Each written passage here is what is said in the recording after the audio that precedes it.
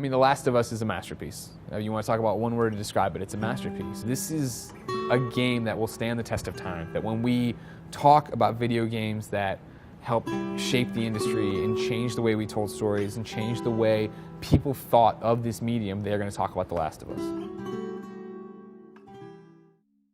231. The Last of Us received 231 Game of the Year awards when it released towards the end of the PS3 era in 2013, and ushering in a new age for Sony, hyper-focusing on story-driven games, from Horizon Zero Dawn to God of War to Ghost of Tsushima to even this game's controversial sequel. That mindset propelled the PS4 to the 4th highest selling console and will probably overtake the 3rd highest spot within a year or two. But I think what made it so important was that it became one of those games that gamers could show the public and tell them that gaming was more than just entertainment for neckbeards in their mother's basements. I mean, it's still that, but at the same time, it was a huge step forward for video game storytelling, and I still don't think there's games that handle thematic storytelling while appealing to such a broad audience. When this game first released, I didn't play it.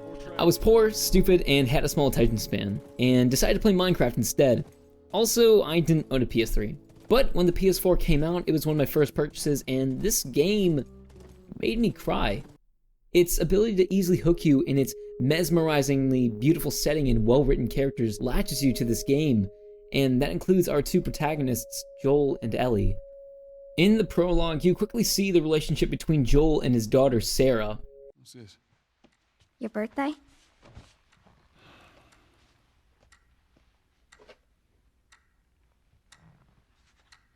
You kept complaining about your broken watch. So I figured, you know. You like it? Honey, it's What? nice, but I think it's stuck. It's not. What? No. Oh, ha ha. And within those first 15 minutes, we see not only the collapse of society, but also Joel's backstory and motivations for the rest of the game. And for Naughty Dog to do that within 15 minutes, when most games can't show either of those things in 40 hours, it stands out. Going back through, I still felt that intensity, and it serves as probably one of the best introductions to a game I've ever experienced. Sarah. Move your hands, babe. I know, baby, I know. God. Listen to me. I know this hurts, baby. You're gonna be okay, baby. Stay with me. All right, I'm gonna pick you up. I know, baby. I know it hurts. Come on, baby, please. I know, baby. I know. Sarah. Baby. Don't do this to me, baby. Don't do this to me, baby. Come on. No. No. No. Please. Please don't. Please.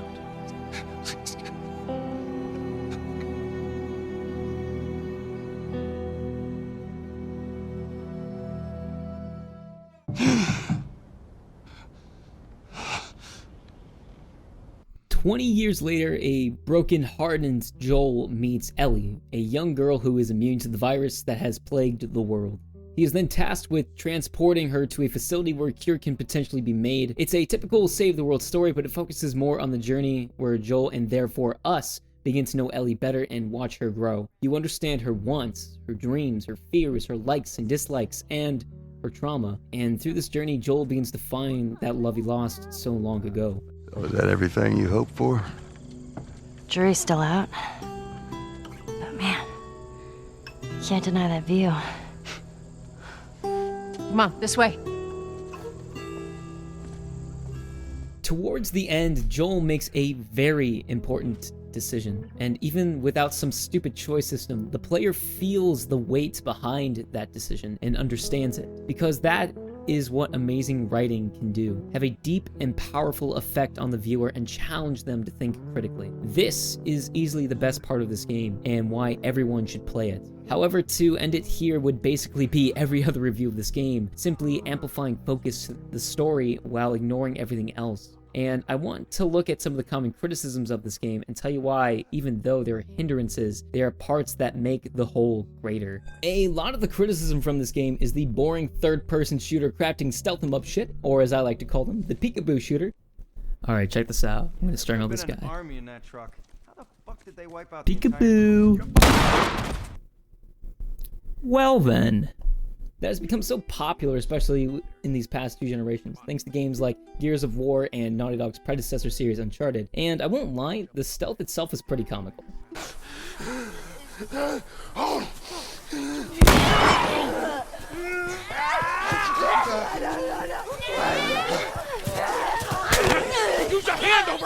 It's bad, but at least we get a good laugh out of it. But even the playable character can be caught so easily, especially on higher difficulties, it becomes a bit too tedious for my taste.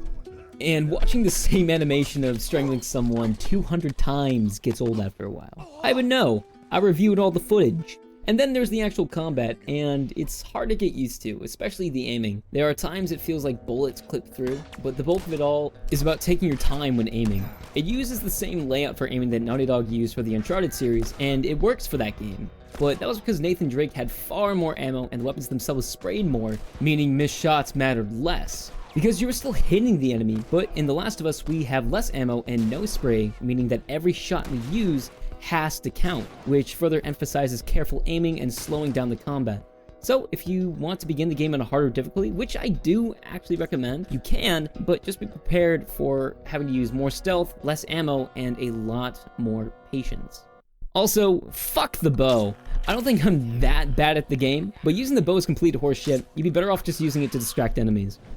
But that type of combat leads to more intense fights, especially when you start to run low on ammo and you're scrambling around trying to find that extra bullet or melee weapon, which of course increases the thrill of the game and therefore higher player enjoyment. And if you used too much, then you had to use some of your handmade bombs or lure some enemies in and strangle them, or your dad fists. And bricks. Lots of bricks. I just found 12 bricks. Damn. Speaking of bricks.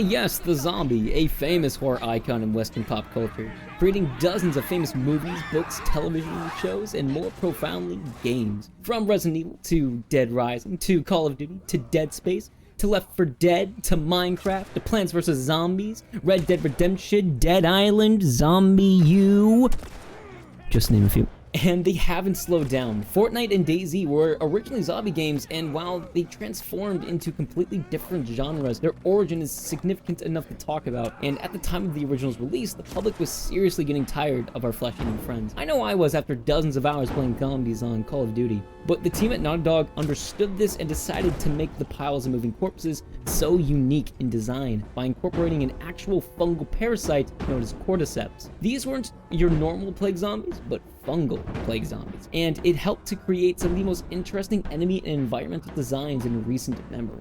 The clicker itself is just creepingly awesome. It reminds me a lot of the nurses from Silent Hill 2. They just hobble around making these clicking noises as it listens for its prey. Fun fact, if you play in the higher difficulty settings, just switching weapons in your bag will actually alert them, and to know that you have to fight these things with even more limited resources is terrifying. And then there's the environment. The 20-year-old towns and cities slowly being swallowed by the earth and nature. The centuries that man has taken to slowly and painstakingly build and grow society to where it is now, only to see it slowly wither away and die is captivating, even while being melancholic.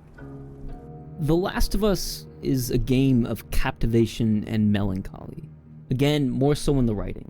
Neil Druckmann, the creative director, talks about the premise. This whole thing being about love.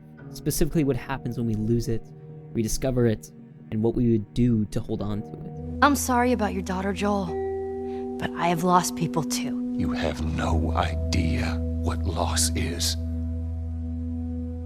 Everyone I have cared for has either died or left me.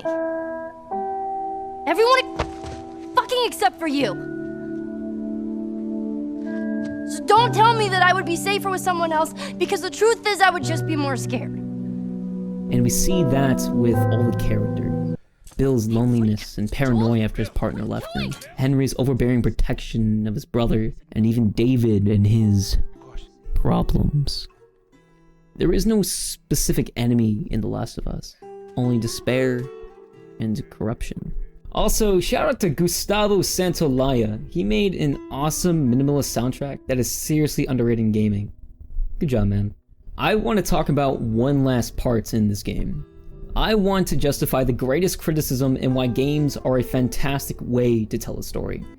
These stupid fucking progression puzzles. Like, there are probably 70 plus puzzles where all you fucking do is set up ladders to climb, set up planks to walk across, move dumpsters. And this last one, I actually don't mind as much because it involves character building where you need to find these pallets for Ellie to get on so you can ferry her across rivers. But like, this is a quarter of the game, and that's me being generous. Like, there's one time where a boring ladder puzzle turns into this life or death battle, but every other time it felt like a battle for boredom. Until this one scene. In the previous chapter, Ellie, this 14-year-old girl, is almost raped and killed by a man.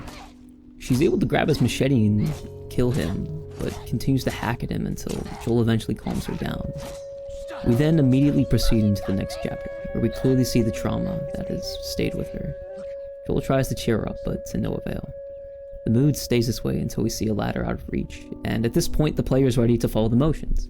Press triangle and Joel will boost Ellie up to progress. So we press triangle. Joel gets in his stance, but nothing happens. Joel looks at Ellie to see her just staring off in the distance, and it's at this moment where we see this young, energetic, naive youth just crushed by reality, and the player feels that hopelessness. If someone like Ellie, who can look at all of these horrible things and still move on looking like that, what's to say that we can't experience that same hopelessness and loneliness? But then she finally gets up, hops over the wall, and finds something incredible.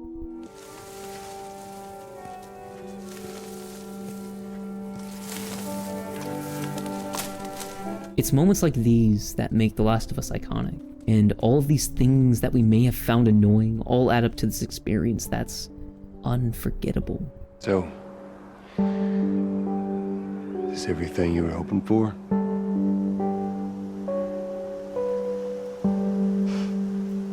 It's got its ups and downs, but you can't deny the view, though.